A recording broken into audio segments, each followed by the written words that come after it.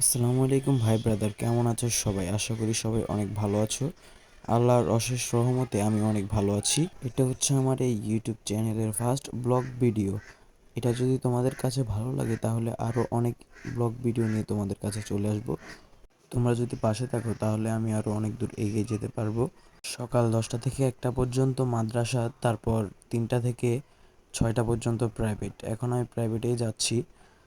আমি তোমাদের এখন দেখাবো আমাদের ভোলা লালমোহনের মন মুগ্ধ করা কিছু দৃশ্য।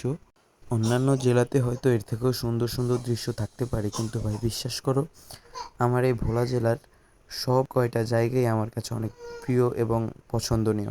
আমাদের ভোলা জেলায় আছে চর কুকরিমুকরি, মনপুরা এবং বাংলাদেশের বৃহত্তম একটি টাওয়ার জ্যাকুব টাওয়ার। আপনারা আমাদের ভোলা জেলায় না আসলে বুঝতেই পারবেন না যে আমাদের ভোলা জেলাটাও কতটা সুন্দর একটা জেলা।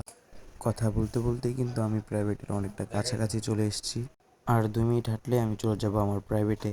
আপনারা যারা ভোলা লালমোহনের আছেন তারা অবশ্যই এই ব্রিজটাকে চিনতে পারছেন। এটা হচ্ছে লালমোহন দক্ষিণ বাজারের পশ্চিম পাশে একটা বড় ব্রিজ, যেটা নির্মাণ হয়েছিল 2022 সালে। এখন আমি চলে এসেছি আমাদের প্রাইভেটের সামনে।